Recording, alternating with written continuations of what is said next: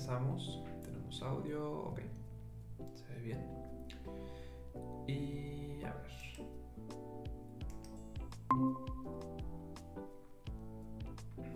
Y bueno, entonces hoy quedamos que íbamos a tener una clase acerca de las aplicaciones de ecuaciones diferenciales de segundo orden, ¿no?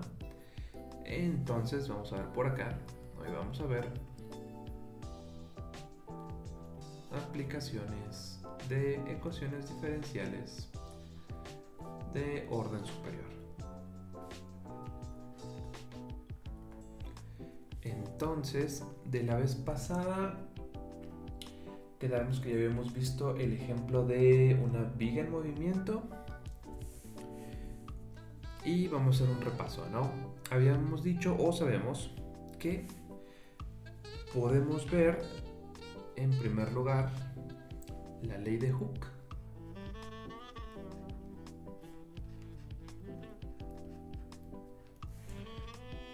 donde pues básicamente lo que tenemos es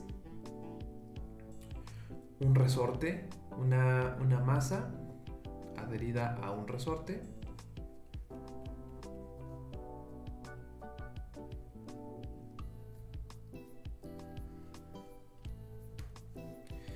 y esta bolita pues vamos a ver que si aquí está su posición estirada, pues al soltar la masita esto va a empezar a oscilar de aquí a acá, ¿no?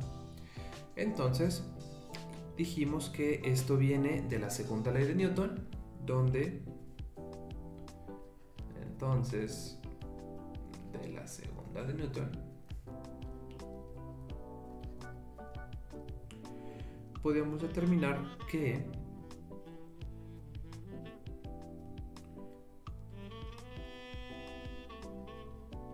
la masa por la aceleración, que es la fuerza, sería igual a menos K por X, donde es la fuerza restaurativa del resorte, K por X. Menos pudiera ser que tuviéramos una A por X', donde A por X' es un factor de amortiguamiento.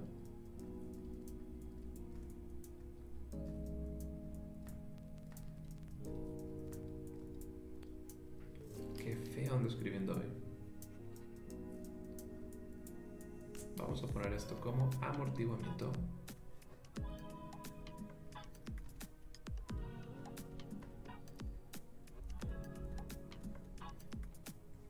Y más una cierta F de T, que va a ser una fuerza restauradora.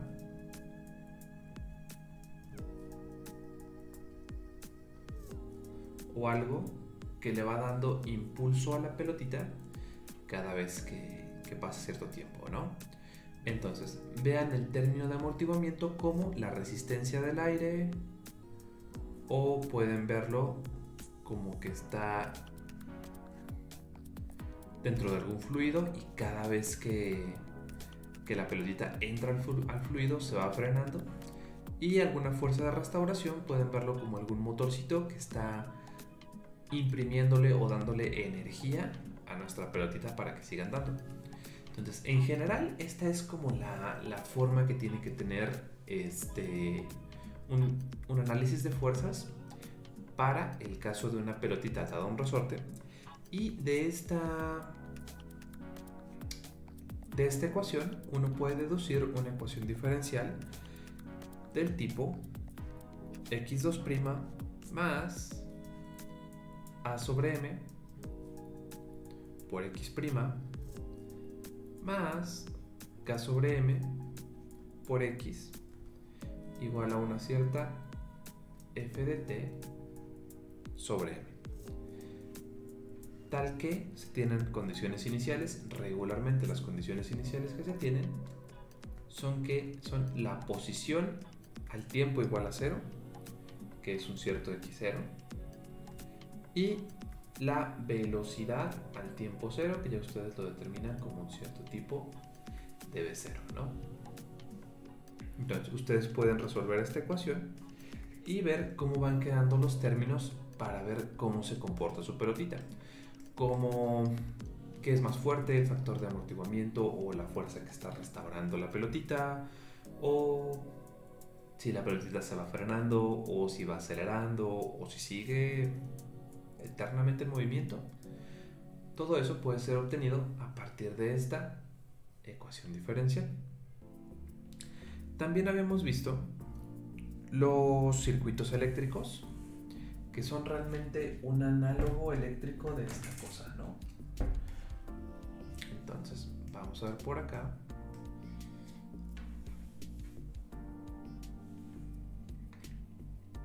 $25% de cervezas Guinness, según Amazon.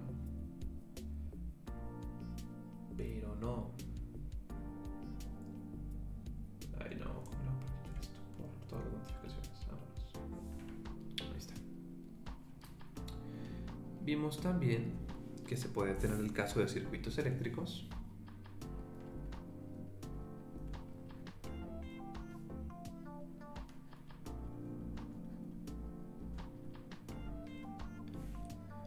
Y en este caso íbamos a tener un sistema como sigue. Íbamos a tener por acá una fuente que le está proporcionando energía o bien voltaje a nuestro circuito. Y regularmente íbamos a tener algo como una resistencia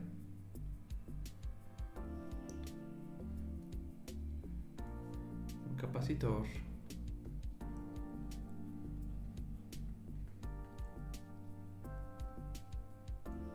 y una bobina R, L y C. Y pues regularmente tendríamos por aquí una corriente I que circula. Ahora, en este caso lo que analizábamos para generar nuestro modelo matemático eran las leyes de Kirchhoff. Y básicamente las leyes de Kirchhoff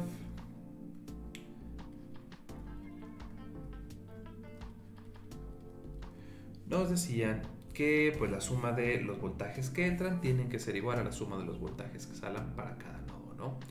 O que la suma de la caída de tensiones en un nodo cerrado tenía que ser cero.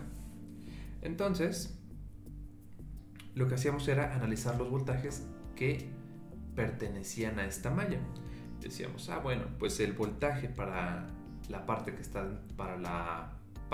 gastándose la resistencia era RI más el voltaje que está pasando a través del... Ya cambié los nombres. Este es el capacitor y esta es la inductancia. El voltaje que se está gastando la inductancia va a ser L por la variación de la corriente con respecto al tiempo, y el voltaje en el capacitor va a ser Q sobre C, y todo esto tiene que ser igual, la suma de estos voltajes que se están gastando tiene que ser igual al voltaje que se está suministrando.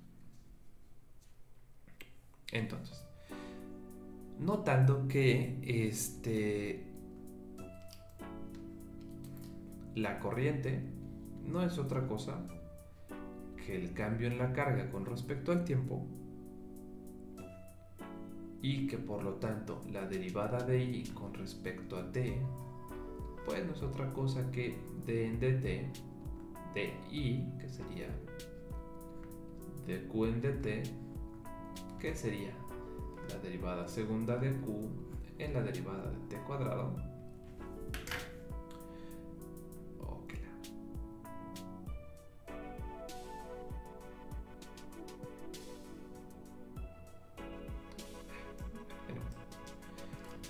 Entonces yo podía obtener una ecuación diferencial de segundo orden para la carga en el tiempo, en el cual yo podía tener la derivada, me quedaría de este lado, la derivada segunda de la carga con respecto al tiempo, más un minuto, me quedaría R por I, R de Q en dt más L por la derivada segunda de Q en dt más 1 sobre C por Q igual a una EDT. Entonces, haciendo manipulaciones algebraicas, esto yo lo puedo poner dividiendo todo sobre L. Me quedaría algo como, voy a poner primero el término de segundo orden. Tendría acá Q2' más, me quedaría este término dividido entre L, R entre L, Q' más 1 entre LC por Q igual a 1 sobre L por EDT. Y de aquí otra vez ya voy a poder yo ver cómo se comporta la carga en el tiempo. Me faltan las condiciones iniciales. Las condiciones iniciales ustedes las pueden conocer a partir de saber cómo es la carga inicial en el circuito, un cierto Q0, y cómo es Q' o la corriente en el circuito en el momento cero, Q' de 0, que es igual a la corriente en 0, que es igual a una cierta corriente que ustedes suministran al principio. Esta es otra de las que ya habíamos visto. Ahora sí seguimos con una nueva, pero vale la pena recordarlas. Y entonces vamos a ver ahora problemas de flotación.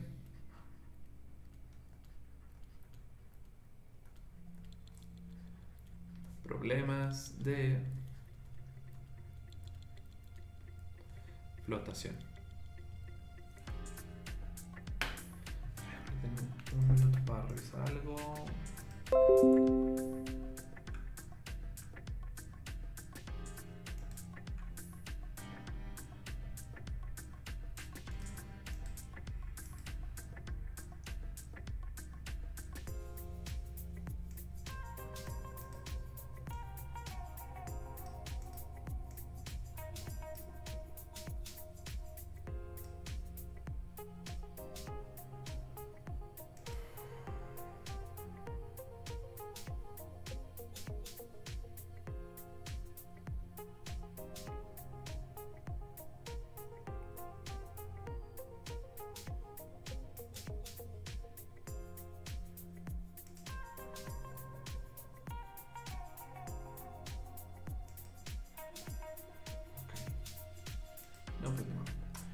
Y bueno, aprovechando que hay gente aquí conectada, déjenme tomar la captura de pantalla.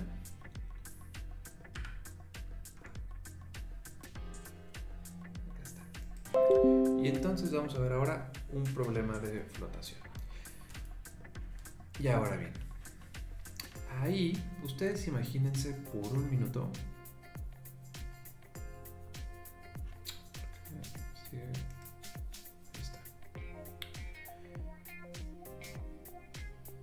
Vamos a suponer un minuto que tenemos nuestro eje cartesiano, donde voy a poner por acá con azul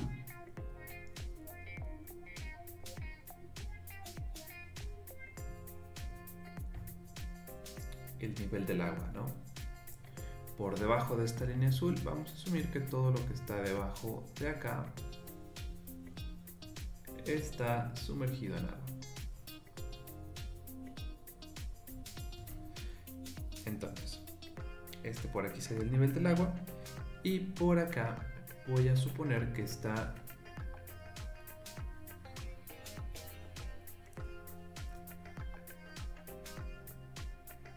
por comodidad, va a ser mi eje X. Entonces, a partir de acá yo voy a suponer que tenemos un cilindro y que en algún punto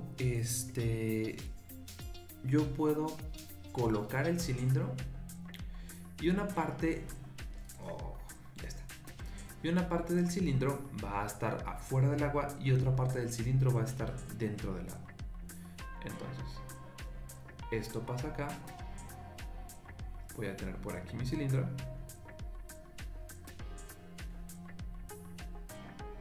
Ponemos esta pieza por acá y vamos a hacerlo un poquitito más grande.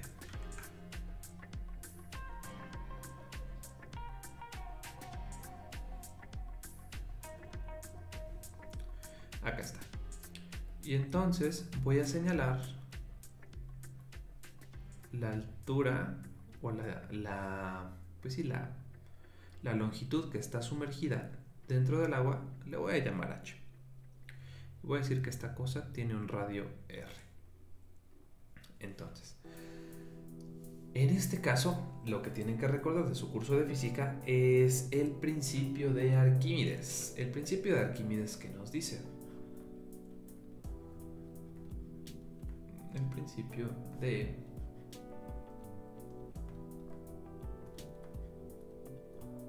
Arquímedes. El principio de Arquímedes nos dice que la fuerza de empuje del agua hacia arriba va a ser igual al peso de fluido desplazado. Esa regularmente le llaman fuerza de flotación o fuerza boyante. Entonces tenemos por acá fuerza de flotación igual a fuerza boyante y va a ser igual al peso del fluido desplazado. ¿Cómo puedo yo saber ese peso de fluido desplazado?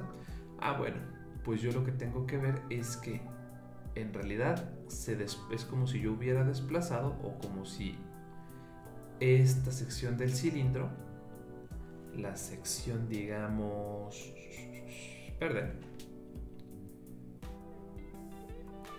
la sección verde del cilindro estuviera reemplazando un cilindro más chiquito de agua, ¿no?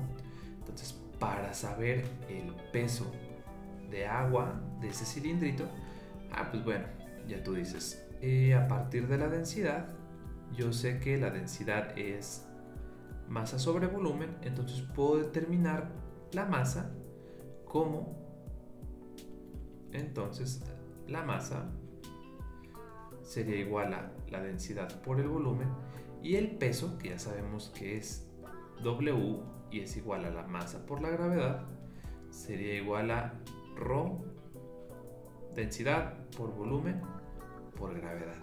Esto ya nos debe de quedar en newtons, esto de acá nos queda en kilogramos. Ahora, entonces el peso o la fuerza de flotación va a ser igual al peso del fluido desplazado.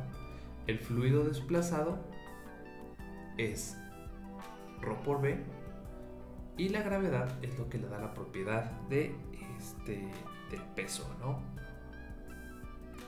Entonces tenemos que la fuerza de flotación sería densidad por volumen por gravedad, que es lo mismo que el peso del fluido desplazado, donde la información de el fluido que fue desplazado va aquí en el volumen y la densidad del peso, porque no va a ser lo mismo que te metas a nadar en aceite que te metas a nadar en agua, va a estar codificada en la densidad.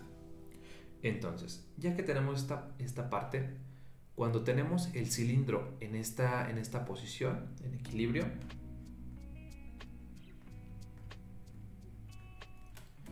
entonces tendríamos que simple y sencillamente el peso, tenemos dos fuerzas, ¿no? Está por acá mi cilindrito sumergido en agua y está en equilibrio. ¿Eso qué quiere decir? Que la fuerza de gravedad o el peso propio de mi cilindro es una fuerza hacia abajo, un W, y pues depende de si el aluminio es de acero, de cartón o de plástico, si está hueco, si está relleno, todo esto. Existe la fuerza del peso, que se debe a la fuerza de gravedad, porque está en el planeta Tierra, y tenemos hacia acá una fuerza de flotación, que es la que ofrece el agua a que ese cilindro, es una resistencia que ofrece el agua a que el cilindro esté ahí. Entonces, Si están en equilibrio, el peso del objeto tiene que ser igual a la fuerza de flotación. Entonces tenemos que el peso tiene que ser igual a la fuerza de flotación, y de aquí que la masa del objeto por la gravedad sea igual a el peso del fluido desplazado, que es la densidad por el volumen de agua que está ocupando por la gravedad. De ahí tenemos esta parte, ¿no? Y esta va a ser una micro herramienta que nos va a ser útil más tarde. Ahora, ¿qué va a pasar si ustedes levantan un poquito este cilindro? Ahora, en vez de estar sumergido hasta ahí, vamos a decir que lo tengo como hasta por acá. Tengo por aquí el cilindro.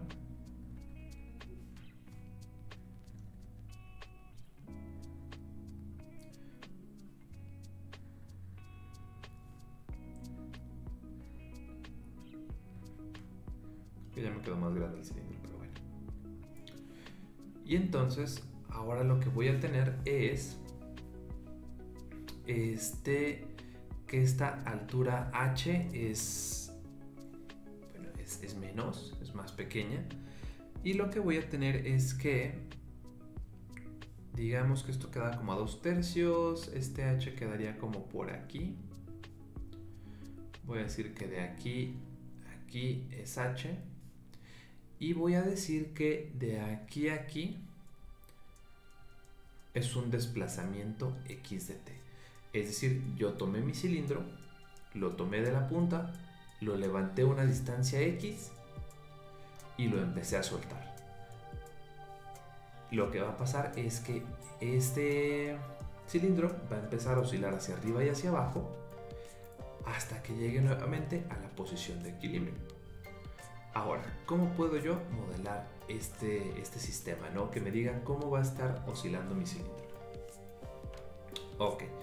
Este x de t lo vamos a definir pues como la distancia que se movió el sistema o el cilindro de su posición de equilibrio. La posición de equilibrio era en esta sección, y aquí yo modifiqué esta condición de equilibrio, la levanté un poquito, y eso es lo que voy a estar midiendo como x, la distancia que se tiene fuera de equilibrio. Entonces, órale pues, en el caso dinámico, en el caso de levantar el cilindro,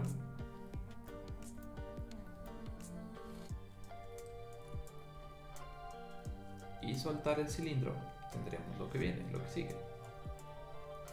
Tendríamos entonces que tendríamos nuevamente dos fuerzas, ¿no? Tendríamos un peso hacia abajo, igualmente la masa por la gravedad, y tendríamos una fuerza de flotación hacia arriba que sería igual al peso del fluido desplazado. Ahora, el peso del fluido desplazado vendría dado por la densidad por el volumen por la gravedad.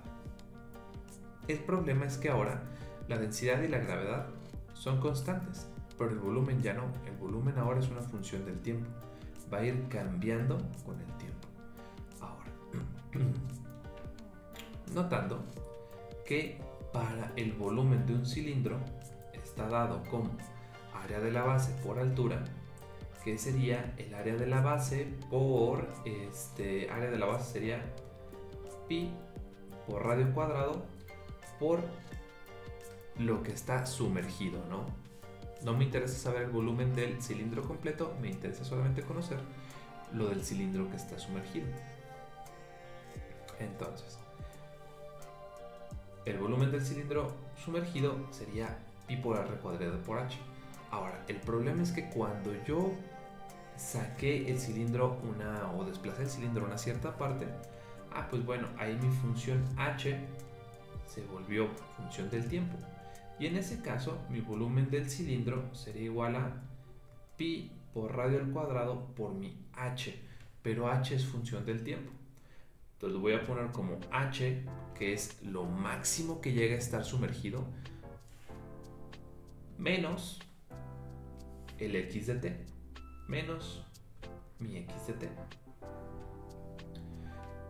Entonces, h menos x me va a dar esta región de aquí, h menos x, que es lo que está sumergido, o la sección del cilindro que está sumergido en un cierto instante de tiempo.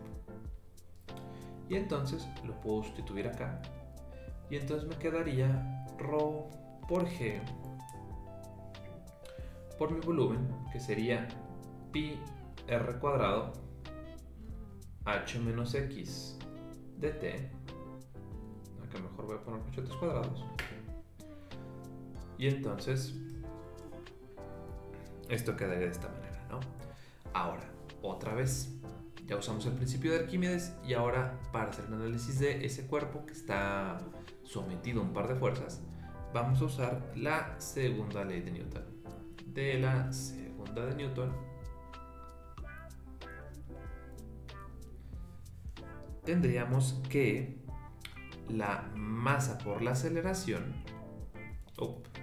esperen, aquí no estamos en esa notación,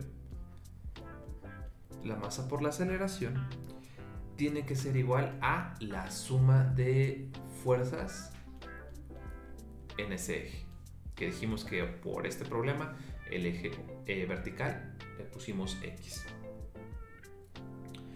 Y entonces esto yo lo tendría que ver como la fuerza de flotación positiva menos, que sería pi, sería ρg por pi r cuadrado, sería entonces la fuerza de flotación menos el peso que va hacia abajo. La dirección ya va implícita en el signo de la fuerza. Esto me quedaría ρg por pi r cuadrado por h menos x de t menos mg. Pero de la condición de equilibrio yo ya sé que mg es lo mismo que ρbg. Entonces yo puedo hacer esa sustitución y puedo dejar acá que mx2', masa por aceleración, voy a desarrollar estos paréntesis, esa multiplicación, ρg pi r cuadrada h, que es el volumen original o el volumen en el estado de equilibrio, menos ρg pi r cuadrada por x de t menos mg, que también quedamos que era ρg por el volumen en estado de equilibrio. Entonces tengo dos cantidades iguales pero con signo contrario, se eliminan.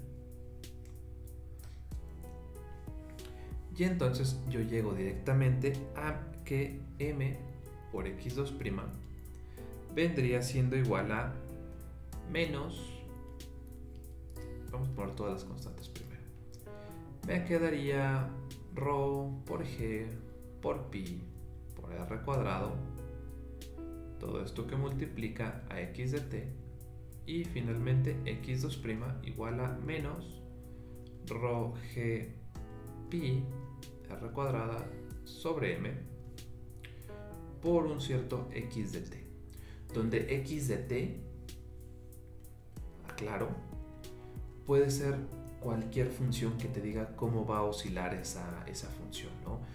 Puede ser, por ejemplo, alguna función t por el coseno de t, y sería así, esto iría aumentando con el tiempo, esto iría disminuyendo con el tiempo, conforme esto se hace. No, tendríamos que ponerlo como 1 sobre t. 1 sobre t por el coseno de t. Tendríamos que, conforme avance el tiempo, tendríamos la función coseno. Tendríamos como esto. Pero conforme aumenta el tiempo, este factor se va haciendo más chiquito. Sí. Entonces sí me quedaría. Entonces esto me quedaría una... No, me diría que mi cilindrito va haciendo esto hasta que alcance el equilibrio. Es decir, primero empieza en una distancia muy separada de su fuera de equilibrio, luego baja otra vez muchísimo y otra vez vuelve a subir hasta que estabiliza. Esto puede ser cualquier función, no necesariamente tiene que ser esa, puede ser alguna en la que ustedes le están dando golpecitos al cilindro con el tiempo y pues van modificando su posición de equilibrio, ¿no? O la posición o la cantidad de cilindro que está sumergida dentro del agua. Y con eso terminamos procesos de flotación. Vamos a poner por acá. Ahora, si se fija, en general estuvimos resolviendo sistemas. Vamos a poner acá en general.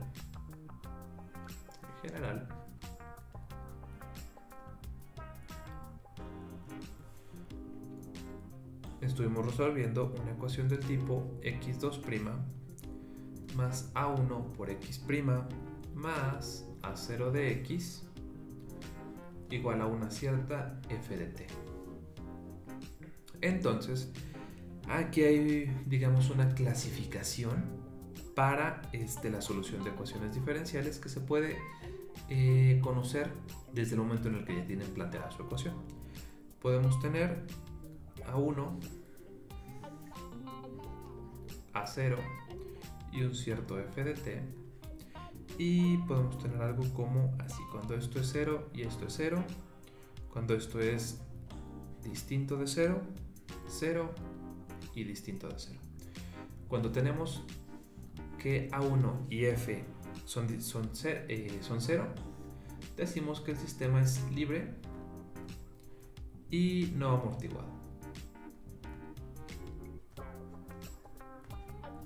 Libre porque esta de acá no hay ninguna fuerza que lo esté obligando a moverse ni a moverse, y no amortiguado porque el término de amortiguación es 0.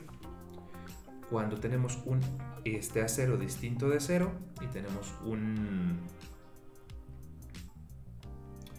una fuerza restauradora 0, decimos que es un sistema libre y amortiguado.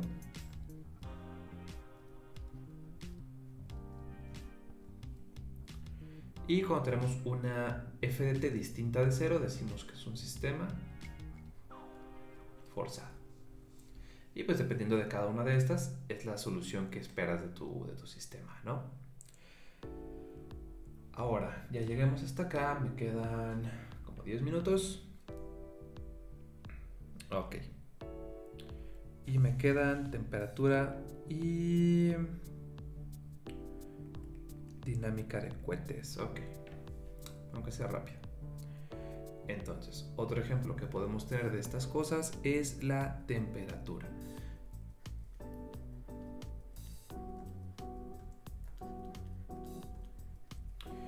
Ahora, imagínense ustedes que ustedes tienen algo de este tipo.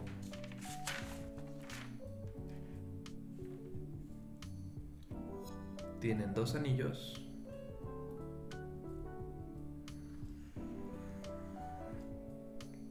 No me sale tan bonito, pero bueno, ni modo. Así harías. Donde el radio de este primer anillo va a ser A y el radio del segundo anillo va a ser B.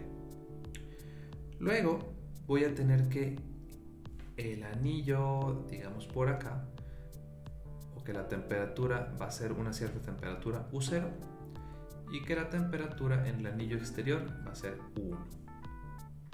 Entonces, por ende, uno esperaría que alrededor de si esto es un disco, yo esperaría que estuviera muy caliente en el centro, que estuviera más o menos caliente, vamos a ponerlo con coloritos, yo esperaría que estuviera muy caliente cerca del centro, que estuviera a una temperatura media y que conforme yo me fuera acercando a la superficie, mi disco ya estuviera frío, ¿no? Entonces yo esperaría que... qué feo me quedó así. No. ni modo. Yo esperaría ver un perfil de temperaturas en este disco en el cual, conforme yo me alejo del centro, mi temperatura U también va variando. Entonces mi temperatura se vuelve una función de la distancia.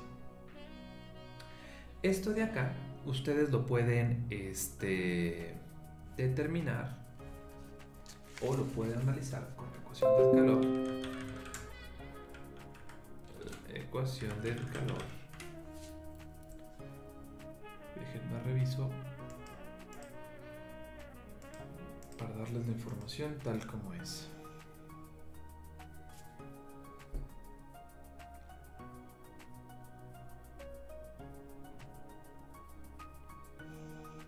Acá está.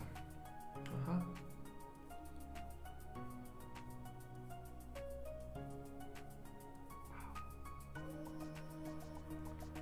Ok.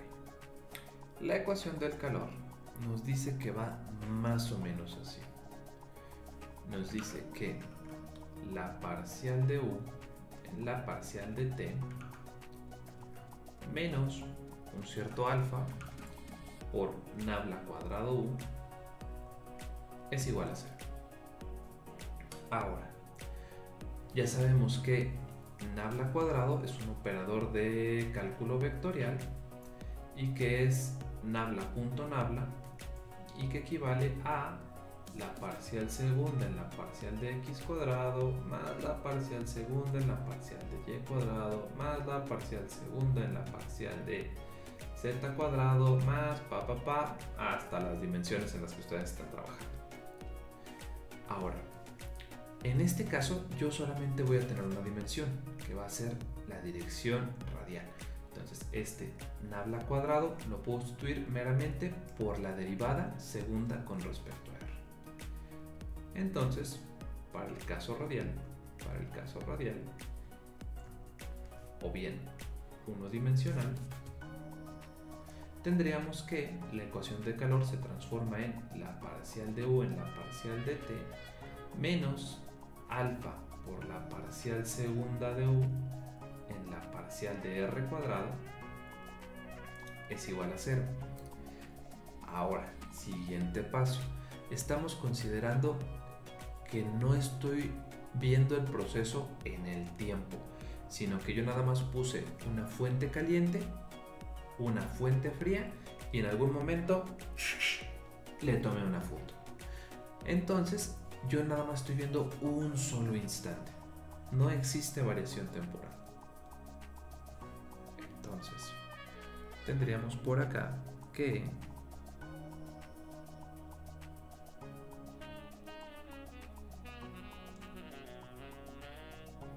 es cierto, bueno, ahorita vamos para allá. Y entonces, ya que tenemos esta parte, tendríamos que, si es para un solo instante,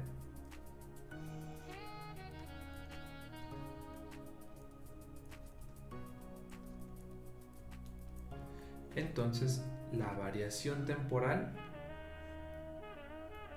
no existe. Y entonces quedaríamos nada más con menos alfa por la parcial segunda de U en la parcial de R cuadrado igual a 0. Y aquí yo cometí un error. A la hora de transformar mi gradiente, tengo que utilizar el gradiente en coordenadas polares y entonces denme un minuto para corregir eso. Voy a cambiar esto y lo voy a dejar como el gradiente como estaba. Esto me va a quedar nabla cuadrada U alfa nabla cuadrada U igual a 0 y déjenme busco ese es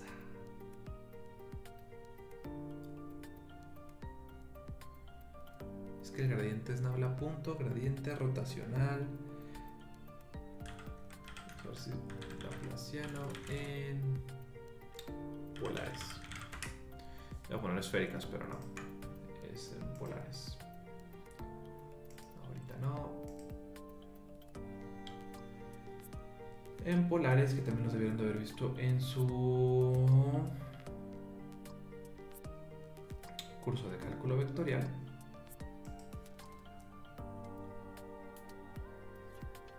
queda de la siguiente manera. Acá está.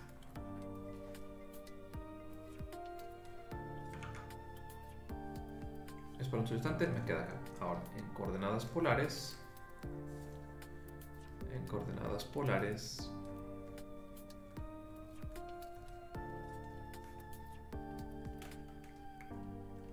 que van a ver siendo r y teta, el laplaciano de u se reescribe como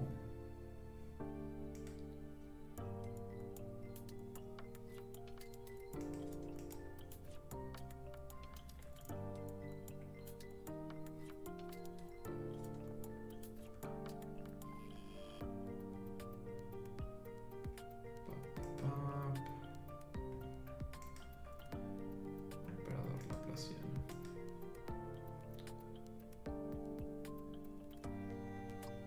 Cartesianas, cilíndricas, esféricas, curvilíneas, ortogonales. Ándale. Curvilínea y elocuente.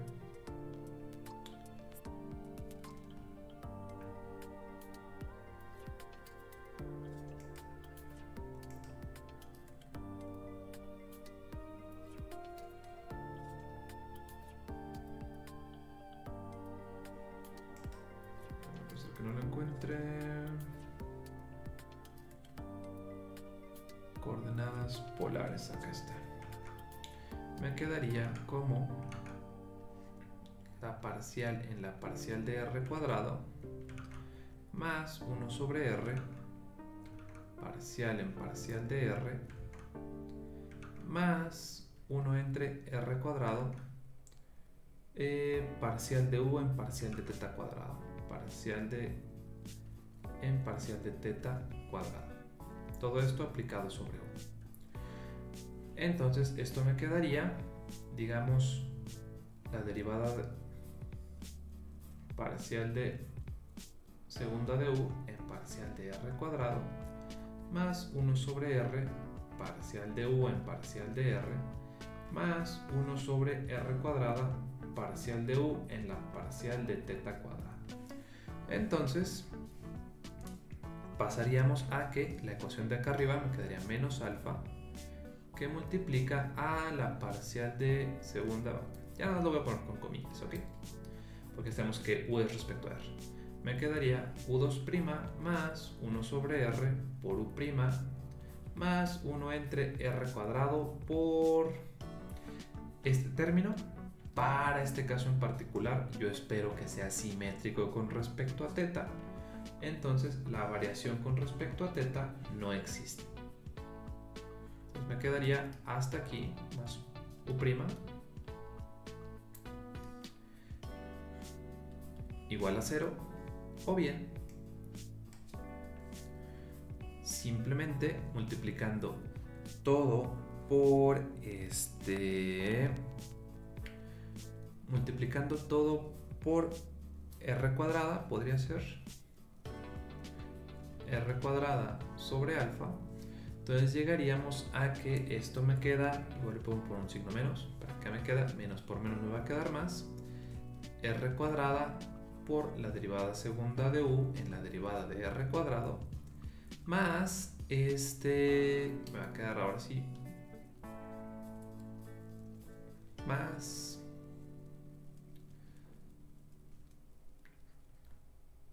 se va a ir el alfa y me quedaría r